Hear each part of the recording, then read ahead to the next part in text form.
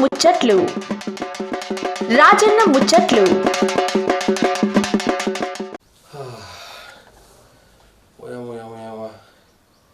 ఏం నా చెంపలు దోసుకో ఎక్కడ పోయినా ఉంటున్నారు ఇక ముందుగా అందరు క్షణాతలు చెప్తున్నారు.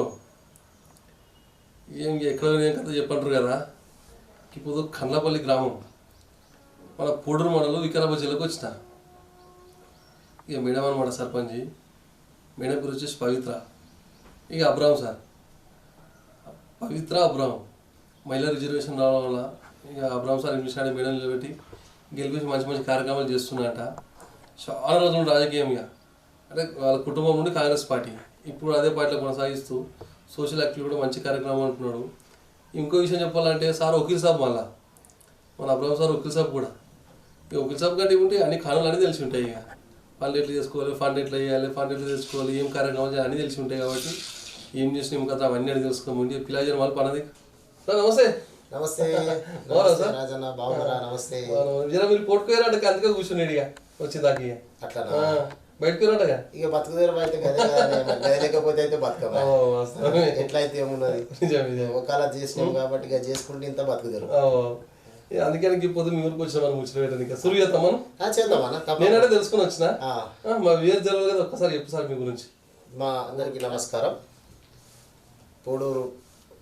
పూడూరు మండలం కన్లపల్లి గ్రామం, వికారాబాద్ జిల్లా. మా కన్లపల్లి గ్రామానికి 2025 సంవత్సరంలో ఎస్సీ మహిళా రిజర్వేషన్ రావడం వలన ఉప్పరి పవిత్ర అబ్రహాం బలపరిచి మా ఊరోళ్ళు గెలిపించి మమ్మల్ని సర్పంచ్ చేసినారు. కాబట్టి మా ఊరికి హృదయపూర్వక ధన్యవాదాలు. అప్పుడు సార్ మరి రాజకీయ ప్రస్థానం ఎట్లా సురువైంది సార్? మరి మన ఇంటికి కుటుంబంలో చేసిన మీరే వచ్చిన రాజకీయ ప్రస్థానం? రాజకీయ ప్రస్థానం అంటే మా తాత అప్పట్లోనే చదువుకున్న వ్యక్తి. అయితే వికారాబాదులో మా తాత అప్పట్లో ఒక 18 సంవత్సరాల వయసు ఉన్నప్పుడు చదువుకోవడం జరిగింది, మెథడిస్ట్ స్కూల్. అయితే ఆ రోజులలో మా తాత కొద్దిగా రాజకీయంగా కొద్దిగా రాజకీయం చేసేవాడంట. అప్పుడు కాంగ్రెస్ పార్టీ లేగదూడ, ఆవుదూడ అప్పుడు. ఆ తర్వాత మా తాత అయిపోయిన తర్వాత మా నాయన కూడా రాజకీయంగా ఎదగాలని మస్తు ప్రయత్నం చేసి కష్టపడ్డాడు. కాకపోతే మా ఊర్లో కంప్లీట్గా బీసీ పాపులేషన్ ఎక్కువ ఉంటుంది. అప్పటి నుంచి కూడా ఎప్పుడు మాకు రిజర్వేషన్ రాలే. ఒకసారి 2000 వచ్చింది, ఇప్పుడు 2025 వచ్చింది. అప్పుడు వచ్చినప్పుడు కూడా ఏంటంటే కొద్దిగా మా ఫ్యామిలీ ఎడ్యుకేటెడ్ కాబట్టి ఊళ్ళో ఎట్లుంటది ఇక చదువుకున్న వాళ్ళు జర హుషారున్నారు. అందులో మాదేమో ఎంప్లాయీస్, మా ఫ్యామిలీలో బాగా చదువుకు. మా చిన్న ఆయన, మా పెద్ద ఆయన అప్పటికే డాక్టర్స్. అట్లా మా తాత ఇక్కడ వికారాబాద్ మిషనరీలో మంచి మెంబర్షిప్. ఇట్లా మా నాయన కూడా తర్వాత కాడెడ్ల గుర్తు, కాంగ్రెస్ అంటే కాడెడ్ల గుర్తు. అంతకుముందు లేగదూడ, ఆవుదూడ గుర్తు. అట్లాంటి సమయంలో వస్తే మా నాయన రాజకీయం చేసి మా నాయన అంటుండే, ఈ ఊర్లో నన్ను ఎప్పుడు రాజకీయం చేయనియలేరు, అవకాశం ఇవ్వలేరు. ఒకసారి నువ్వు నేను కాలేను కాబట్టి నువ్వు సర్పంచ్ కావాలి అనే కోరిక మా నాయనకు బాగా బలంగా ఉండేది అన్నట్టు. బలంగా ఉంటే సరే అని చెప్పి నేను ఇంటర్మీడియట్ ఉన్నప్పటి నుంచి ఒక ఆశ, మా ఊరికి సర్పంచ్ కావాలని చెప్పి. ఇప్పుడు కూడా మనకు రిజర్వేషన్ లేదు ఇక, బీసీ జనరల్, బీసీ మహిళ, బీసీ లేకపోతే అట్లా వచ్చేది. అయితే మా నాయన కోరిక మేరకు అప్పటి నుంచి కూడా ఇక మేము ఏంటంటే మా తాత మా నాయన కూడా ఇక కొద్దిగా కాంగ్రెస్ అంటే ఇందిరమ్మ, ఆ తర్వాత భావజావాలు, తర్వాత కొద్దిగా మతాలకు అతీతమైనటువంటి పార్టీ, కొద్దిగా ఇందిరామ్మ ఇండ్లు కానీ, అప్పట్లో గరీబీ హటావు అని, లేకపోతే ఎడ్లు బండ్లు, పేదలకు బావులు, జీతగాలు బాండెడ్ లేబర్ను పక్కకు తీసి అప్పట్లో అసైన్మెంట్ భూములు ఇవ్వడం, కొన్ని విముక్తికరమైనటువంటి పనులు చేసి. నిజంగా చెప్పాలంటే వెనుకబడిన బడుగు బలహీన వర్గాలు, మైనార్టీలకు కావాల్సినటువంటి సంక్షేమ పథకాలను స్వతంత్రం వచ్చినప్పటి నుంచి ఇప్పటి వరకు కూడా విద్యా వైద్య రంగంలో కానీ, వ్యవసాయ రంగంలో కానీ, భూ పంపిణీలో కానీ కాంగ్రెస్ ప్రభుత్వం ముందున్నది.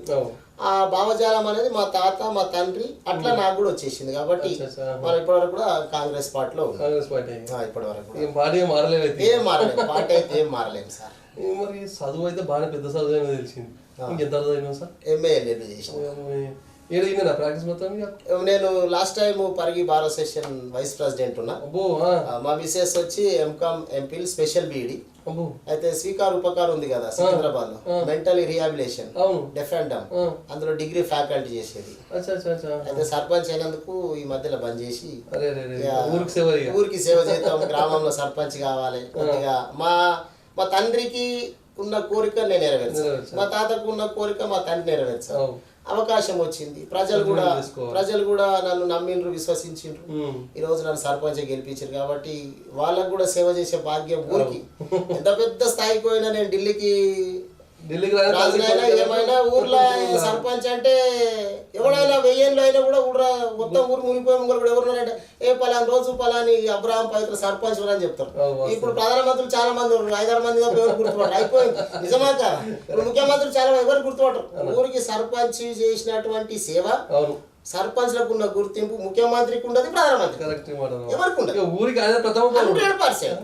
ఊరికి ప్రథమ మేము ఏమనుకున్నా మా గ్రామంలో మేమే, మా ప్రజలు ఒక 50 ఏళ్ళ నాటికి పోయినాక కూడా నా మన్మడో నా మున్ మన్మడో పోయినాక ఎవరా అంటే పలానా అబ్రాహ్మ మన్మని అంటే అరే మీ తాత సర్పంచ్ ఉండే అంట.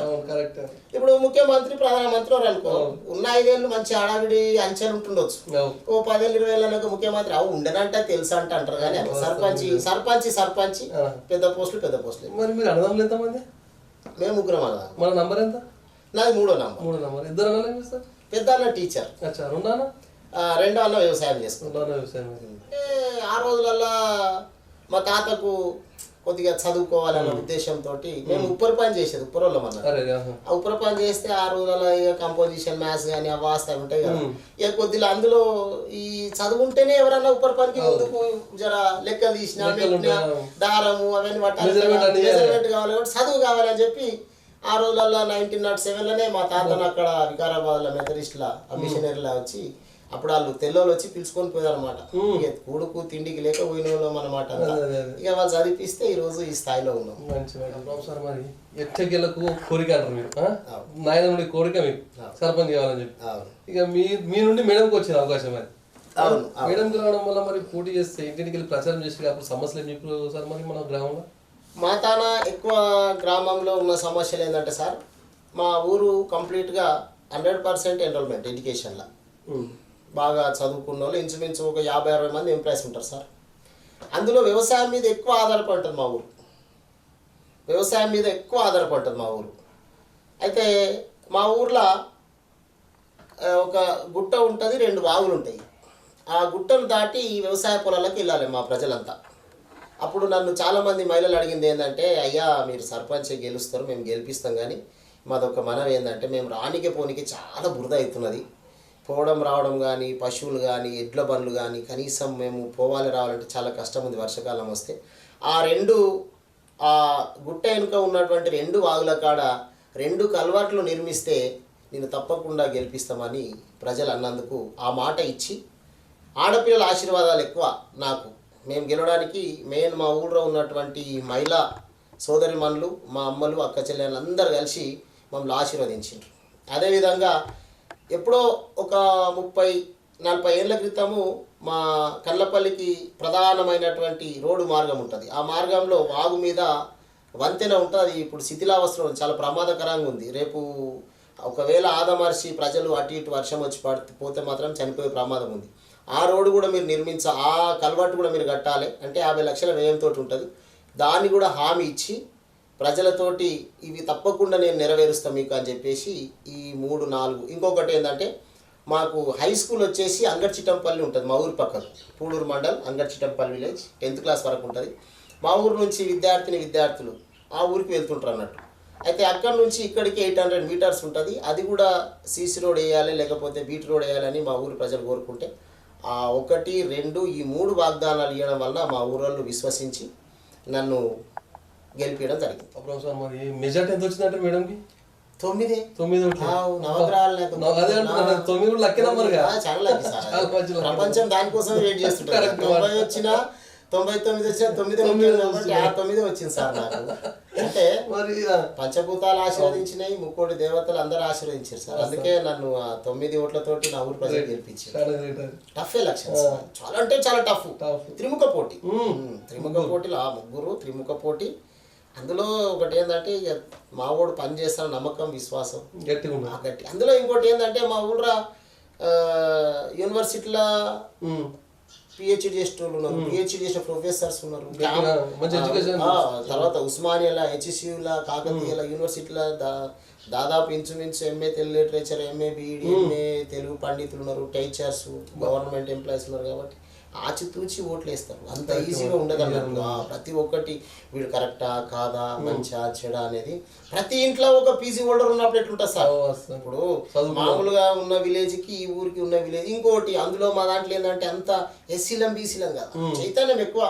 తెలంగాణ ఉద్యమంలో మేమే, ఉస్మానియా క్యాంపస్ కాడ ఉద్యమం చేస్తే మేమే, పూడూరు మండలం మేమే, వికారాబాద్ డిస్టిక్ వికారాబాద్ నియోజకవర్గంలో కూడా మన ఉద్యమం చేస్తే కూడా మా ఊరిలో వచ్చి ఉద్యమం చేయాలి.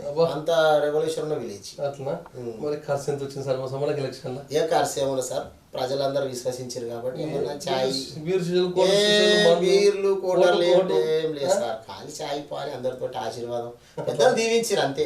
పిల్లగాడు మంచోడా, పలాని పొరల పిల్లగాడు, వాళ్ళ తండ్రి వాళ్ళ తాతలు కూడా మాకు ఇండ్లు కట్టిండ్రు. మేము పొరలం కదా, మా నాయన వాళ్ళు మా తాతలు జర ఉప్పర్ పని చేసి ఇండ్లు కట్టుడు, జర దర్వాజాలు పెట్టుడు, ఉప్పర్ పని ఒడ్ల పని అని చేసేది కాబట్టి ఆ మొహబత్లా మమ్మల్ని గెలిపేయడం జరిగింది.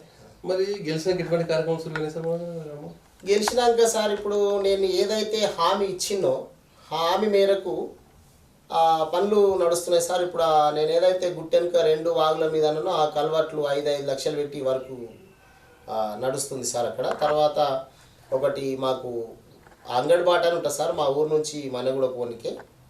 దానికి ఎమ్మెల్యే గారు మాకు ఒక 3.5 లక్షల ఫండ్ ఇచ్చిండు. దాంతో అటు ఇటు టెంచ్ పెట్టి రోడ్డు వేపియడం జరిగింది. తర్వాత రోడ్డు మీద 2 కల్వర్ట్లు 5 లక్షలతోటి నిర్మాణం చేపడుతున్నాం సార్. ఆ కార్యక్రమాలు నడుస్తున్నాయి.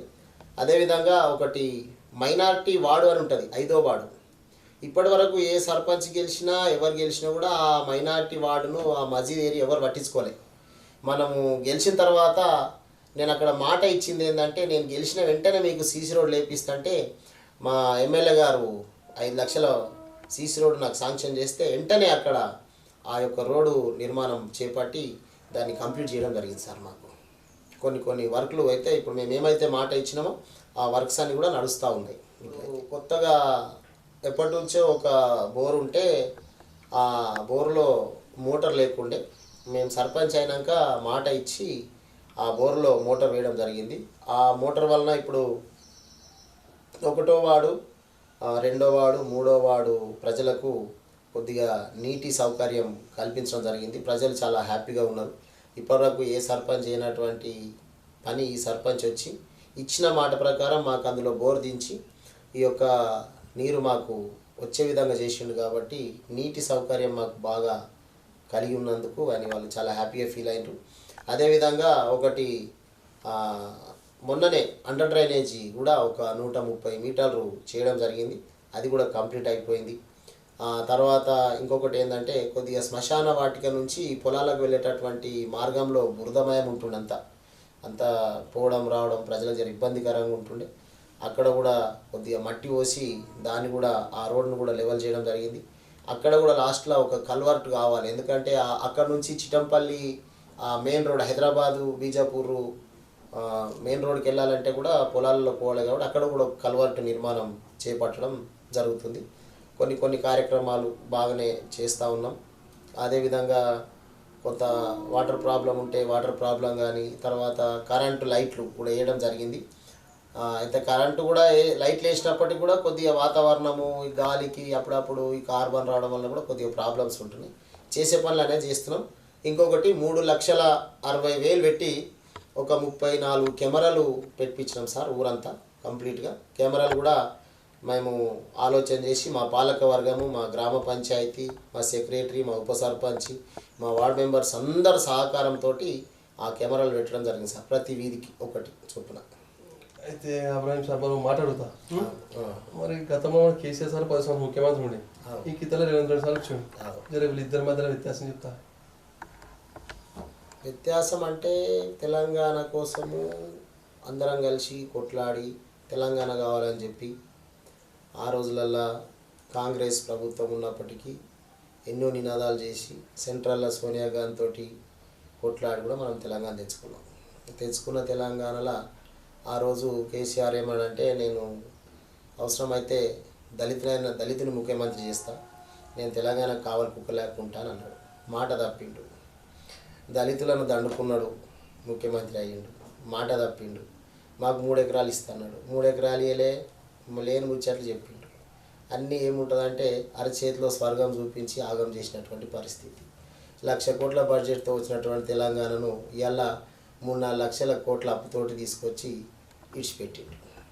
అది పరిస్థితి ఆయన ప్రభుత్వంలో. ఇవాళ రేవంత్ రెడ్డి గారు ముఖ్యమంత్రి అయిన తర్వాత ఇంత అప్పుల పాలైనప్పటికీ, ఇంత కష్టం ఉన్నప్పటికీ కూడా మాట్లాడిన మాటకు జవాబుదారీగా ప్రజలు విశ్వసించాలని చెప్పి, ప్రజల యొక్క కోరికను నెరవేర్చాలని చెప్పి, ఎందుకంటే ఇచ్చిన మాటకు ప్రజలు విశ్వసించి గెలిపించిన కాంగ్రెస్ ప్రభుత్వం యొక్క పనితనాన్ని చూపించాలని చెప్పి ఈరోజు మహిళలకు ఉచిత బస్సు కానీ, తర్వాత మళ్ళా వాస్తవంగా ఇందిరమ్మ ఇండ్లు గ్రామాలలో చాలామంది పేదలు ఉంటారు.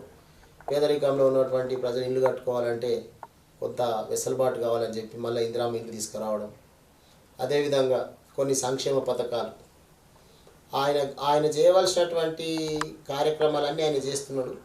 కొద్దిగా రాష్ట్రంలో ఆర్థిక పరిస్థితులు బాగలేవు కాబట్టి కొన్ని ఒడిదుడుకులు వస్తాయి కాబట్టి అర్థం చేసుకొని పోయేటోళ్ళు అర్థం చేసుకుంటారు, అర్థం చేసుకున్న వాళ్ళు ఏదేదో రాదంతరం చేసి మాట్లాడుతూ ఉంటారు.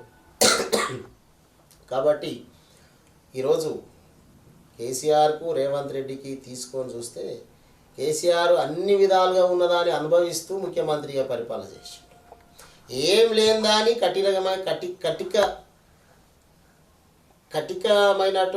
కఠినమైనటువంటి పరిస్థితులను బట్టి ముఖ్యమంత్రిగా కొనసాగుతూ ప్రజల యొక్క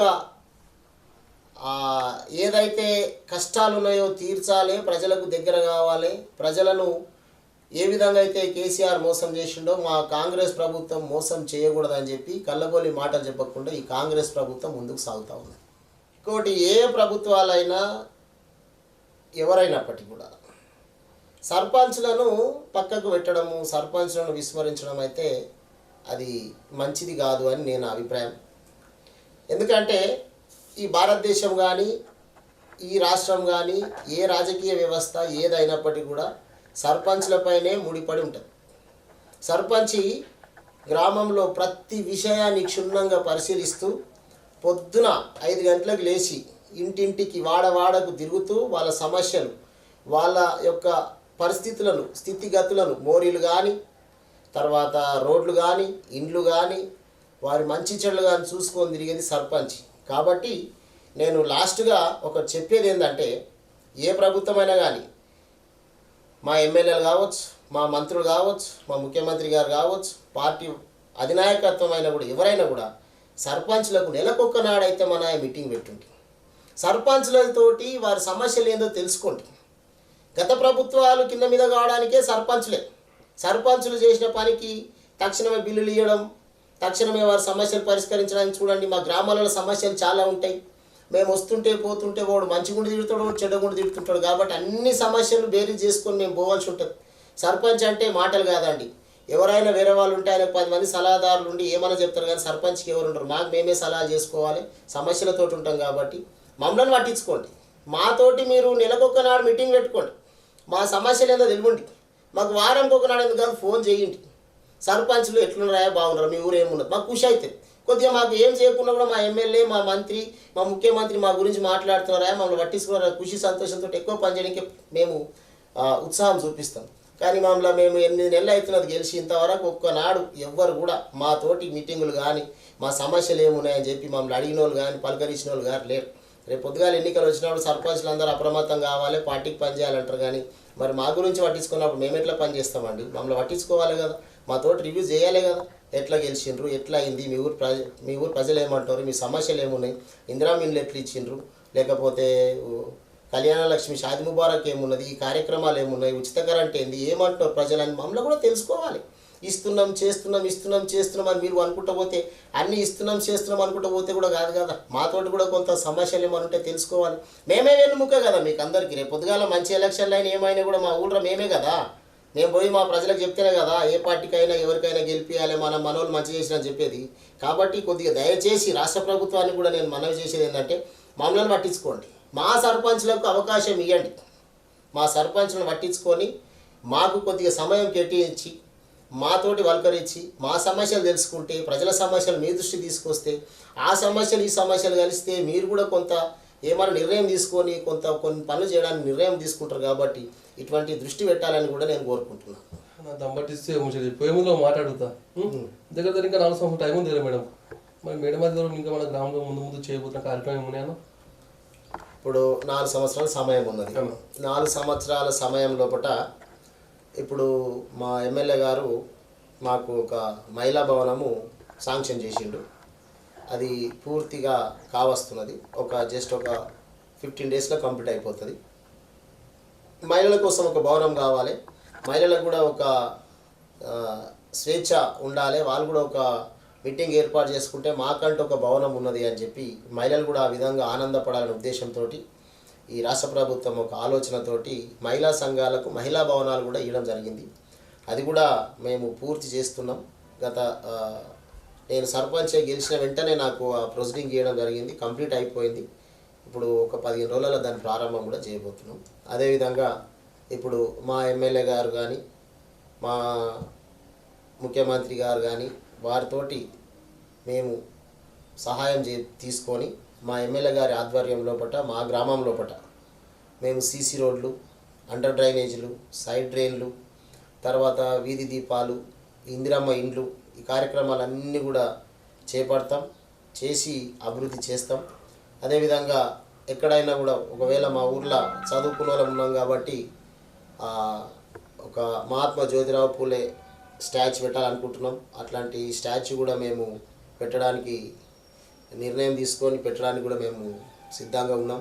అదేవిధంగా శివాజీ మహారాజ్ ఆయన చేసినటువంటి సేవలను బట్టి వాళ్ళ మన్మడు వాళ్ళు ఇచ్చినటువంటి రిజర్వేషన్లను బట్టి ఈరోజు ఈ స్థాయిలో ఉన్నాం. కాబట్టి ఆయన స్టాచ్యూలో ఒకటి పెట్టాలని నిర్ణయంతో ఉన్నాం. కాబట్టి అదేవిధంగా మా ఊర్లో ఈ 5 సంవత్సరాలలో ఒక గ్రామం కాకుండా ఒక టౌన్గా ఏర్పాటు చేయాలని, హైదరాబాద్కు కూతవేడు దూరం ఉంది కాబట్టి దాన్ని ముందు ఇంకా అభివృద్ధి చేయాలని చెప్పి ఒకటి, తర్వాత ఒక రోడ్డు వేయాలని అనుకుంటున్నాం.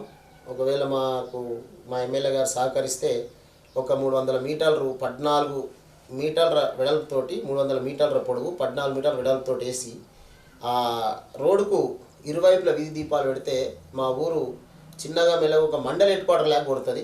అదొక్కటి చేయాలని మాకు బాగా ఒక ఆకాంక్ష సంకల్పంతో ఉన్నాం. కాబట్టి కొన్ని కార్యక్రమాలు చేయడానికి సిద్ధంగా ఉన్నాం. మా ఊర్లో ఇంచుమించు సీసీ రోడ్లు అన్నీ కూడా అయిపోయినాయి, కొన్ని ఉంటాయి. కొద్దిగా వాటర్ ప్రాబ్లం ఉంది, ఒక 2-3 బోర్లు వేయవలసి ఉన్నది. కాబట్టి 2-3 బోర్లు కూడా వేస్తాం. ఈ మధ్య మరి ఇంతకుముందు అట్లుండే మిషన్ భగీరథ వాటరు వస్తున్నది, కానీ కొద్దిగా 2-3 రోజులు ఎందుకేమో మరి ప్రాబ్లం ఉందో ఏమో వాటర్ అయితే రాలేదు. ఇప్పటివరకు అయితే బాగుంది. ఇప్పుడు మెయిన్ ప్రధానం ఏంటంటే ఊరికి వచ్చేటటువంటి కల్వర్టు కూలిపోవడం జరిగింది. అది 50 లక్షలు ఎస్టిమేషన్ వేసి ఇచ్చిండ్రు ఏఈ గారు. ఆ వర్క్ ఒకటి అయిపోతే మా ఊరు ప్రజలు చాలా ఆనందపడతారు. ఎందుకంటే రాకపోకడం ప్రధానం అదే. మా ఊరికి వ్యవసాయానికి పోవాలన్నా, ఒక అంగడి పోవాలన్నా, ఒక పట్టణానికి పోవాలన్నా, హైదరాబాద్ పోవాలన్నా అదే. కాబట్టి దాంతోటే ప్రాబ్లం ఉంది. నేను సర్పంచ్ అయినాక వచ్చిన మొదటి ప్రధాన సమస్య అది. దానిపైన కూడా ఈ 2-3 రోజుల మా ఎమ్మెల్యే గారిని పోయి కలిసిన తర్వాత ఆయన ఆశీర్వాదంతో ఆ పని కూడా చేపడతామని, ముందు ఈ 5 సంవత్సరాలు కూడా ఊరిని అభివృద్ధి చేసి మంచి ఉన్నతమైన స్థాయికి తీసుకుపోవాలని. అదేవిధంగా విద్య విషయంలో కూడా మా పాఠశాలలో 3 టీచర్స్ ఉంటారు, ప్రాథమిక పాఠశాల. కాబట్టి నేను మొన్న సర్పంచ్ అయిన తర్వాత నేను, మా భార్య అంటే ఉప్పరి పవిత్ర అబ్రహాం, అదేవిధంగా మా పాలక వర్గం అంతా కలిసి విలేజ్ సెక్రటరీ, ఉప సర్పంచ్ గారు, కొంతమంది మా నాయకులను కలిసి డోర్ టు డోర్ మోటివేషన్ చేయడం జరిగింది సార్. చేసి ప్రైవేట్ స్కూల్కి పోయేటటువంటి పిల్లలను మా పాఠశాలలో అడ్మిషన్ చేయించినాం. మాకు 2 టీచర్స్ ఉంటే డిఓ గారితో మాట్లాడితే ఆయన వెంటనే మాకు సానుకూలంగా స్పందించి ఒక టీచర్ని కూడా ఇచ్చిండు. కాబట్టి మేము ఉన్నంతసేపు 5 సంవత్సరాలలో ప్రభుత్వ పాఠశాలను కూడా ప్రైవేటు పాఠశాలగా తీర్చిదిద్దాలనేది మా ఆకాంక్ష సార్. దీనికోసం మేము ఆర్నిషలు కృషి చేస్తామని కూడా చెప్తాం. ఇక సార్ పాన ఎలా అయింది ఇక నాకు సెల్వి మరి పోయేస్తే ఇక తప్పకుండా మంచిది. తప్పకుండా మంచిది. ఓకే.